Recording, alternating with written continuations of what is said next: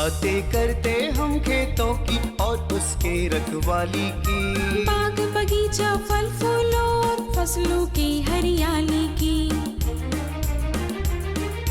हम बीजों की बातें करते उत्तम जल संसाधन की, हम तकनीकी बातें करते फसलों के उत्पादन की। हर किसान का सपना सच हो जीवन सुखद बनाने को, गाँव-गाँव के हर आंगन का प्यारा सा ये दर्शन।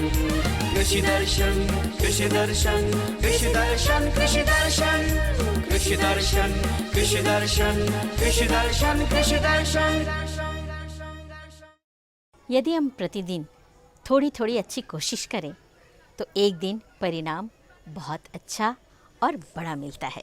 कृषि दर्शन कार्यक्रम में आप सभी किसान भाई बहनों का तहे दिल से स्वागत है। रूपा भोजी का जोहार, नमस्कार। तो चलिए चलते हैं कृषि समाचार की ओर, जहां मिलेगी आपको कृषि से संबंधित ढेरों जानकारी। नमस्कार, कृषि समाचार में आपका स्वागत है। मैं हूं सोफिया अहमद। आइए देखते हैं आज कृषि समाचार में क्या है खास। मछली पालक जलाशयों में केज हाउस स्थापित करने के लिए ले सकते हैं 90% अनुदान। राज्य के 3 जिलों में स्थापित किए जाएंगे मिल्क प्रोसेसिंग प्लांट। सोयाबीन के बेहतर उत्पादन के लिए लगाए उन्नत प्रभेद बिरसा सोयाबीन 1। अब समाचार विस्तार से। रांची जिला के जलाशयों में केज हाउस स्थापित करने के लिए अनुदान की सुविधा उपलब्ध कराई जा रही है। केज हाउस की कुल योजना लागत 5,06,800 रुपये प्रति इकाई है। इसमें लाभुक को सरकार की ओर से 90% अनुदान दिया जाएगा। शेष 10% यानी 50,680 रुपये लाभुक को स्वयं लगाना होगा। इससे नीली क्रांति और NFDB द्वारा निर्मित केजों के लाभुकों का चयन किया जाएगा। इस योजना से लाभ लेने के लिए जिला मत्स्य कार्यालय रांची में आवेदन दे सकते हैं। भारत में कुल दूध उत्पादन 187.75 मीट्रिक टन है, जिसमें प्रति व्यक्ति की खपत 394 ग्राम प्रतिदिन है। भारत में दूध उपलब्धता के मामले में पंजाब पहले स्थान पर है और झारखंड 16वें स्थान पर है। झारखंड में प्रति व्यक्ति 172 ग्राम दूध उपलब्ध हो रहा है। राज्यों में प्रतिदिन 5 लाख लीटर दूध की ज़रूरत है। इसमें Jharkhand milk federation 1.25 lakh litre दूध की आपूर्ति करता है। शेष 3.75 लाख लीटर दूध देश के अन्य राज्यों से प्राप्त किया जाता है। सरकार साहेबगंज, सारठ और पलामू में 50-50 हज़ार लीटर क्षमता वाले दूध प्रसंस्करण इकाई की स्थापना करने जा रही है। किसान भाइयों, आम फल की शाखा सहित तोड़ाई करते हैं तो फलों को उल्टा करके बांस से बने रैक पर कुछ घंटे रख दें। इससे शाखा से निकलने वाली द्रव गिर जाएंगे। इसके बाद फलों को गुनगुना गर्म पानी से धुलाई कर लें। फलों की सफाई के लिए एलिमोसोलोबर दवा या बूझा हुआ चूना का भी इस्तेमाल कर सकते हैं। देखिए, ये एक महत्वपूर्ण है। जब मान लीजिए आप तोड़ लेते हैं, अब तोड़ने के बाद इसको क्या है कि इसको देखेंगे कि हम लोग मतलब तोड़ लिए, उसके बाद एक बांस का जो है हल्का रैक बना लेते हैं और जो डंटी शाखा के साथ लाएं उस शाखा को तोड़ करके 30 मिनट तक उल्टा आम को हम लोग लंबा से वहाँ पर बिछा देते हैं, ताकि वो 30 मिनट में जितने लैटिक्स हैं वो उसके पूरा जो है ड्रॉप हो जाए, निकल जाते हैं। उसके बाद अगर आप चाहें तो 50% जो है वार्म वाटर में, गर्म पानी में उसको डाल करके आप जो है थोड़ा सा मतलब 10 मिनट तक छोड़ दें, ताकि वो जो है उसका जो कवर में जो भी उसके फंगस या इंसेक्ट के इंसिडेंट्स हैं वो साफ़ हो जाएं और आपका जो लैटिक्स है वो धुल जाए। एक ये कर सकते हैं, या आपका जो है एलिमोसोलोर बोर है, या आपका जो है 5% जो है आपका चूना है, ये आप जो है इसका व्यवहार कर सकते हैं। घोल में अगर आप 25 से 30 मिनट तक इसको डुबा देते हैं चूने का पानी में और फिर उसके बाद निकाल करके आप साफ़ करते हैं, तो उससे जो है उससे आपका जो है जो उसमें दाग है वो आपका धब्बे नहीं होंगे और स्किन जो है वो आपका बहुत अच्छा होगा। राज्य के जो किसान खरीफ तिलहनी फसल सोयाबीन की खेती करना चाहते हैं वे 10 जुलाई से पहले बुआई कर लें। सोयाबीन के बेहतर उत्पादन के लिए अनुशंसित उन्नत प्रभेद है बिरसा सोयाबीन 1, JS335 और बिरसा सफ़ेद सोयाबीन 2। आप इनमें से किसी भी का चयन कर सकते हैं। सोयाबीन की खेती के लिए 75 से 80 किलोग्राम बीज प्रति हेक्टेयर की दर से लगाएं। बीज कतारों में बोएं। कतारों के बीच 45 सेंटीमीटर की दूरी रखें। सोयाबीन के बेहतर उत्पादन के लिए उन्नत प्रभेद बिरसा सोयाबीन 1, बिरसा सोयाबीन 2 या JS 335 लगाएं। इनकी उत्पादन क्षमता 20 से 25 क्विंटल प्रति हेक्टेयर है। अभी कई खरीफ फसलों की बुआई का काम चल रहा है। इस मौसम में विभिन्न फसलों की बुआई और खेत में खाद डालने के लिए कृषि उपकरण फर्टिलाइज़र कम सीड ब्रॉडकास्टर का उपयोग कर सकते हैं। इसकी कार्यक्षमता 2 एकड़ प्रतिदिन है। आज हम जानेंगे बैगन फसल में फल छेदक कीटों के रोकथाम के उपाय के बारे में। बैगन फसल में यदि 5% से ज़्यादा फल छेदक कीटों का प्रकोप दिखे तो साइपरमेथ्रिन 25 IC दवा 200 ग्राम प्रति हेक्टेयर की दर से घोल बनाकर फसल पर छिड़काव करें या कार्बेरिल WP दवा की 3 ग्राम मात्रा प्रति लीटर पानी के दर से घोल बनाकर फसल पर छिड़काव करें। और अब एक नज़र राज्य के 5 प्रमुख शहरों के मौसम के मिजाज पर। आज राज्य के 5 प्रमुख नगरों के अधिकतम और न्यूनतम तापमान कुछ इस प्रकार दर्ज किए गए। रांची का अधिकतम तापमान 31 डिग्री सेल्सियस और न्यूनतम 24 डिग्री सेल्सियस। जमशेदपुर का अधिकतम तापमान 33 डिग्री सेल्सियस और न्यूनतम 27 डिग्री सेल्सियस। मेदिनीनगर का अधिकतम तापमान 36 डिग्री सेल्सियस और न्यूनतम 26 डिग्री सेल्सियस। देवघर का अधिकतम तापमान 35 डिग्री सेल्सियस और न्यूनतम 26 डिग्री सेल्सियस। धनबाद का अधिकतम तापमान 34 डिग्री सेल्सियस और न्यूनतम 26 डिग्री सेल्सियस।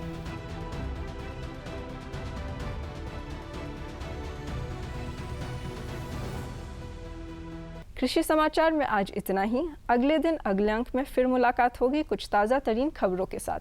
तब तक के लिए दीजिए इजाज़त। नमस्कार, जोहार। जी हाँ, जानकारी की बारी है तो आज की पहली जानकारी है सब्जी फसलों की स्वस्थ बिचड़ा उत्पादन हम कैसे करें, इस विषय पर। तो लेते हैं जानकारी, उठाते हैं लाभ। आज हम आए हुए हैं हार प्लांडू में और यहाँ आज जानेंगे कि इस बरसात के मौसम में स्वस्थ बिचड़ा का उत्पादन कैसे करें। अभी बरसात का मौसम है और ऐसे में अगर झारखंड के किसानों की बात करें तो सब्जी उत्पादन उनका एक प्रमुख पेशा के रूप में लेते हैं।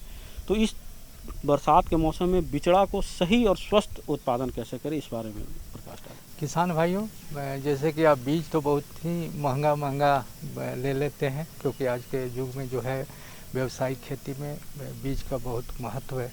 जब हम बीज का महंगा बीज जब लेते हैं तो उसके बाद जो है बिचड़ा, अगर बीज कितना हूँ अच्छा है, किस्म कितना हूँ अच्छा है, अगर बिचड़ा का सही से उत्पादन नहीं होगा, जो भी सब्जी फसल का बिचड़ा तैयार करते हैं उसका अगर नहीं उत्पादन सही से होगा तो उससे होता क्या है कि एक तो नुकसान होता है आपका बीज का, दूसरा होता है कि समय का। समय से आपका खेती नहीं हो पाता, और समय से जब खेती नहीं हो पाता है तो उससे जो आपको फसल से जो लाभ होता, मुनाफा होता, वह नहीं मिल पाता है।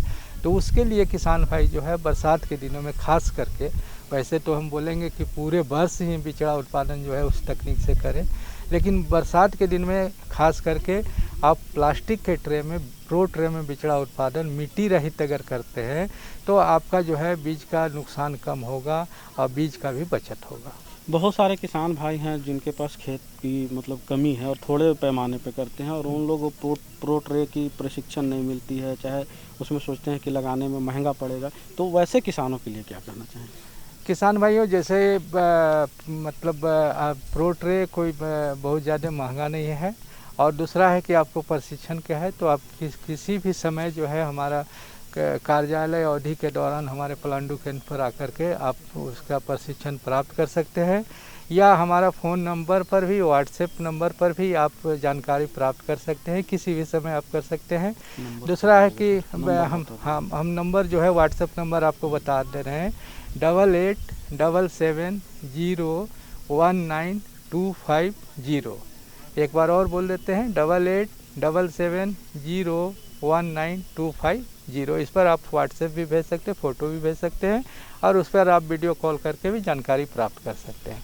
दूसरा है किसान भाई की प्रो ट्रे आप अगर एक बार आप ख़रीदते हैं तो 5 से 6 बार उसमें आप बिचड़ा उत्पादन कर सकते हैं। प्लास्टिक के ट्रे में हमको 3 चीज़ की ज़रूरत पड़ती है, एक तो है प्रो ट्रे, दूसरा है कोकोपीट जो नारियल का छिलका का पिसा हुआ बुरादा जैसा आता है जो जमा हुआ है, और तीसरा है केचुआ खाद। केचुआ खाद हम लोग को मतलब ज़्यादातर गांव में अब लोग किसान भाई भी बना रहे हैं और उपलब्ध है। प्रो ट्रे 25 से 30 रुपये पीस जो है मिलता है बाज़ार में, जो 4 से 5 बार 6 बार तक आप प्रयोग कर सकते हैं। उसमें जो है 98 से लेकर के 104 खाना बना हुआ रहता है।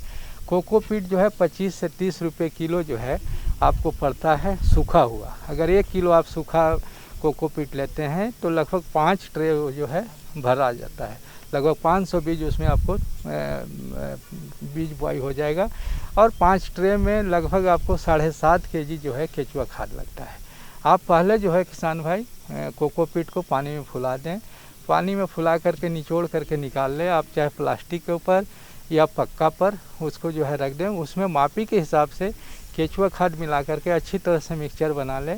मिक्सचर बनाने के बाद ट्रे के ऊपर डाल दें, ट्रे पर डाल करके जो है मोटी वाली उंगली से आप उसको दबा दें। दबाने के बाद जो है 2/3 भाग भरा हुआ रहे, 1/3 भाग खाली रहे, जिसमें जो छोटा बीज है जैसे बैगन, टमाटर, फूलगोभी, मिर्चा ये सब जो है उसको जो है एक एक बीज आप बीच में रखें और उसके ऊपर से उसी मिक्सचर से जो है फिर से उसको ढक दें। और जो जैसे कि बड़ा बीज है कद्दू वर्गीय जो है खीरा, नेनुआ, झिंगी, करेला, कोहड़ा जो है उसका एक एक बीज को जो नुकीला भाग होता है जिसे जड़ निकलता है उसको नीचे की ओर खोज दें और फिर उस मिक्सचर से उसको ढक करके रख दें।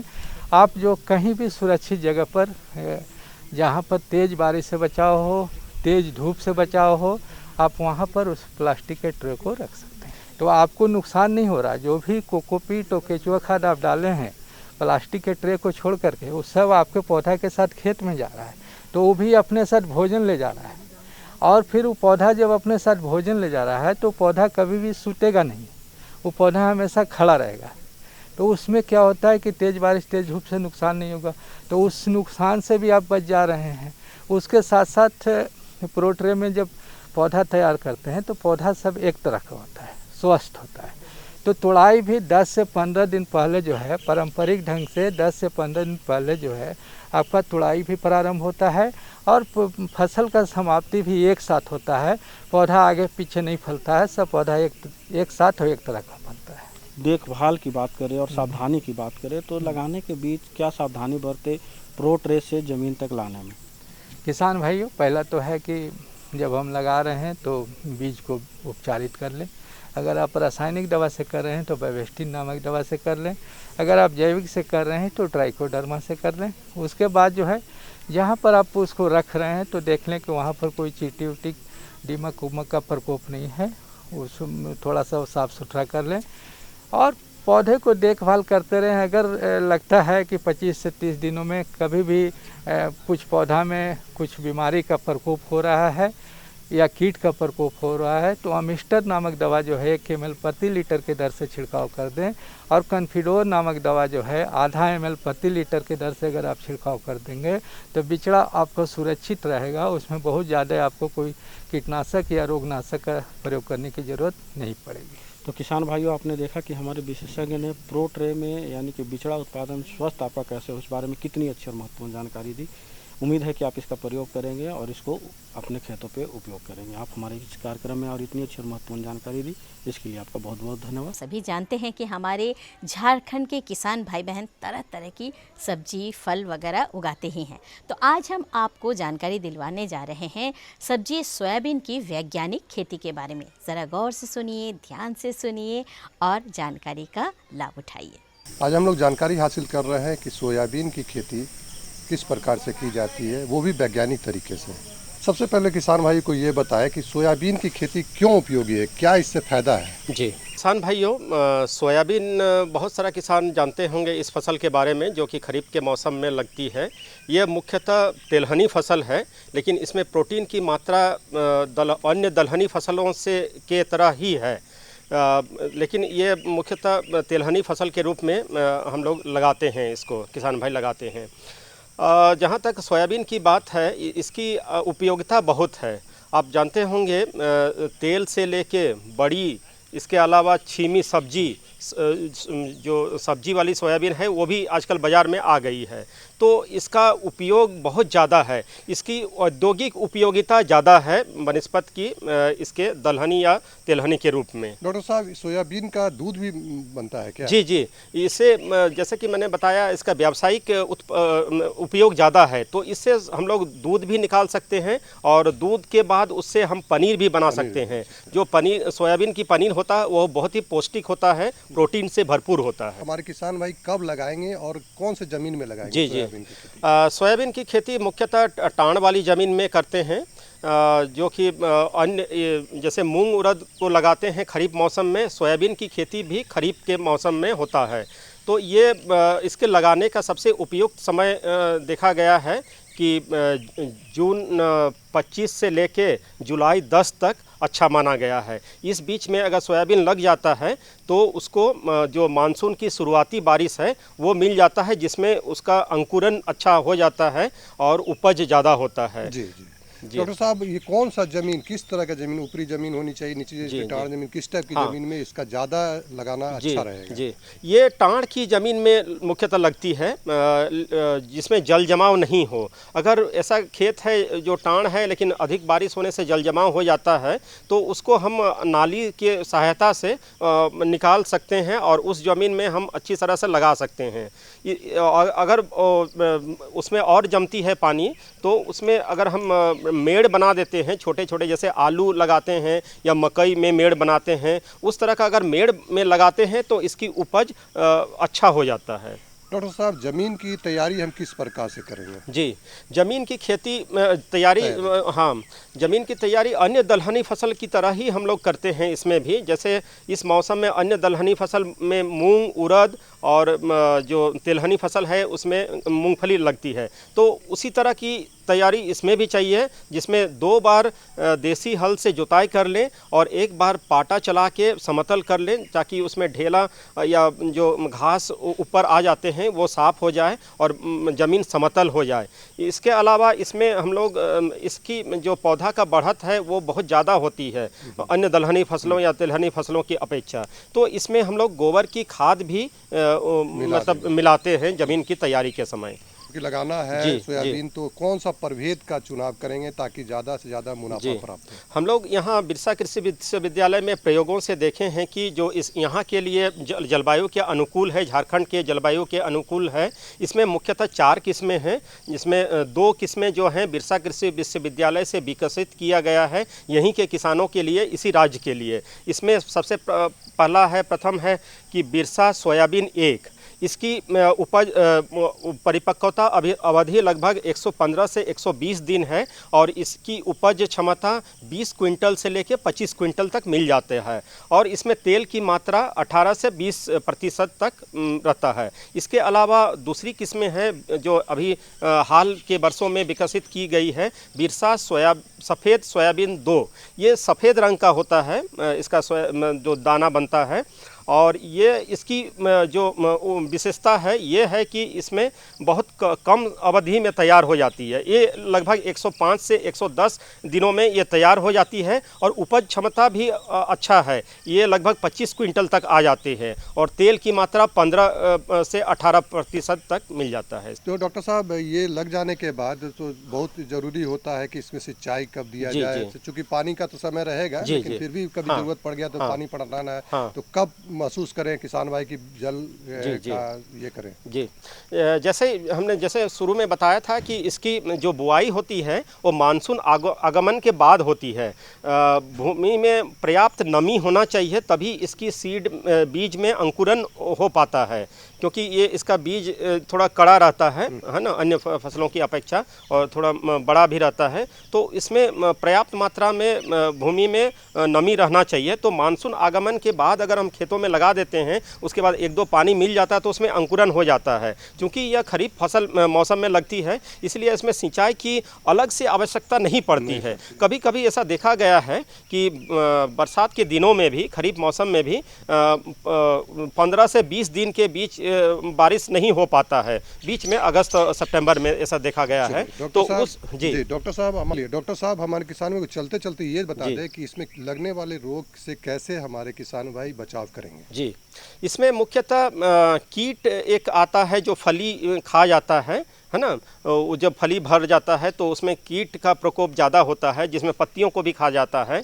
तो इसको कीट को नियंत्रण के लिए मोनोक्रोटोफॉस नामक एक दवाई है, उसको हम लोग छिड़काव कर देंगे एक 45 दिन में और दूसरा 55 दिन में, तो इसमें हम बचाव सकते हैं। चलिए डॉक्टर साहब, हमारे किसान भाई को बहुत अच्छी तरीके से और विस्तार से बताया, इसके लिए आपका बहुत बहुत धन्यवाद। जी, कैसी रही जानकारी? अच्छी थी ना? जी हाँ, हमारे किसान भाई बहन तभी लाभान्वित होंगे जब हम जो जानकारी देते हैं उस पर अमल करेंगे, और करते ही हैं, लेकिन आपका ख़त हमें जल्दी नहीं मिलता है। तो फटाफट कागज़ और कलम उठाइए और हमारा पता नोट कीजिए, ताकि आप अपने सुझाव और समस्या हम तक लिखकर भेज सकें। हमारा पता है कार्यक्रम कृषि दर्शन, कृषि प्रकोष्ठ द्वारा केंद्र निदेशक, दूरदर्शन केंद्र, रातू रोड, रांची। पिन संख्या 834001। तो हमें रहेगा आपके ख़तों का बेसब्री से इंतज़ार। और हाँ, आपको याद है ना, फेसबुक और ट्विटर पर भी आप हमसे संपर्क कर सकते हैं। तो अब अगली जानकारी अगले अंक में। हमें और हमारी पूरी टीम को दीजिए इजाज़त। जोहार।